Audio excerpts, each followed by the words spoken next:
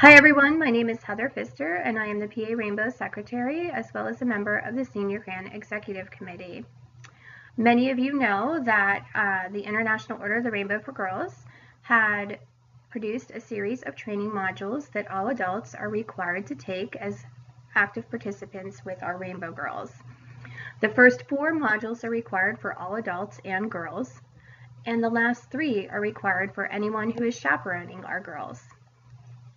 For this first training module, you will need a copy of the Code of Conduct to review as we go through the module.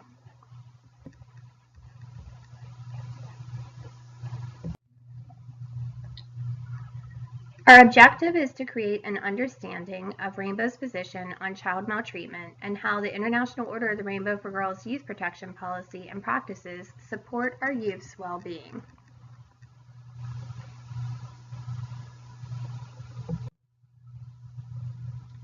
This is IORG's position statement. I'll give you a minute to review.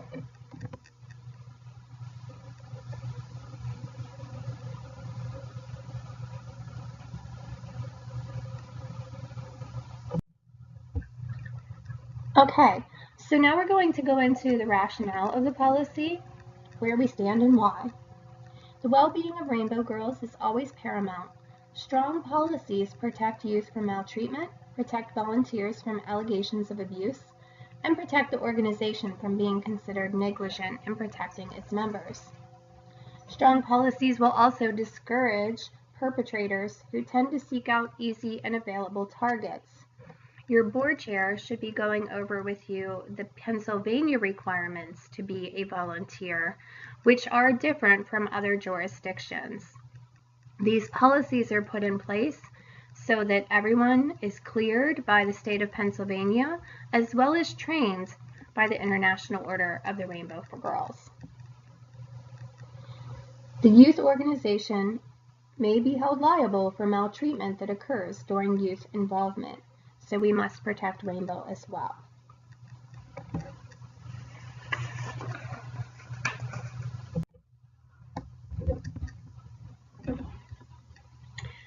For IORG, there is a no tolerance maltreatment policy, a comprehensive training program, which you are now taking, a stringent screening for all of our leaders, strong reporting protocols, and vigorous disciplinary procedures for anyone who violates the policy. All the pieces of this program work together to provide a safety net for our girls and for our organization.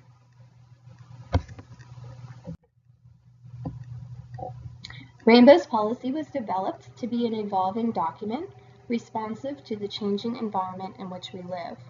As a result of our policy, Rainbow was already addressing issues raised by our insurance agency when we obtained our new insurance policy several years ago. Now we are going to review the Code of Conduct. You can pause the video at any time to review anything as a discussion within your group while you're watching this training. Every leader and volunteer must sign an acknowledgement and agreement to abide by this Code of Conduct. In agreeing to abide by the Code of Conduct, leaders agree to do their best to prevent maltreatment of youth during all Rainbow events, to anticipate risk and use best judgment in making decisions, to not abuse or neglect any child or youth, to comply with all youth protection policies regarding conduct with youth, and to report known or suspected abuse or maltreatment in accordance with the policy. In doing so, you also acknowledge that IORG will not tolerate abuse of its members and that any behavior or action in violation of those policies will be grounds for removal and loss of awards or designations. The Code of Conduct will be your go-to reference as a leader, parent, or other person involved in assembly activities. While everyone is expected to be familiar with the entire policy, it is important that the girls and others have at least a familiarity with this document. Now we are going to dive into the nuts and bolts of the Code of Conduct. As you're reading the Code of Conduct, some things might come up that you are questioning, especially if you are an active board member in a smaller assembly. This is why Pennsylvania has created a travel and informed consent form for parents to sign, allowing us to negate some of these guidelines when necessary. Now, for the Code of Conduct. Item number 1 says that we will all conduct ourselves in such a way as to demonstrate the lessons of Rainbow and treat each other at all times with appropriate respect and consideration. Items 2 through 7 address the framework for safety, such as parental notification, caregiver information, chaperone and member ratios, safety rules, and authorized activities. Items 9 through 14 specify the proper and improper activities, such as drug and alcohol use, weapons, pornography, or improper attire. Items 15 through 18 address appropriate interactions. 19 through 21 relate to privacy of accommodations, and 22 through 26 speak to safety concerns. Rainbow's program, policy, and guidelines represent what is considered to be best practice for youth-serving organizations and are consistent with other Masonic youth protection policies. In cases where it is unreasonable or impossible to comply with policy guidelines, informed consent waivers must be signed by parents or guardians of every girl involved in the activity, and those documents are to be kept on file with the Assembly or jurisdictional leadership.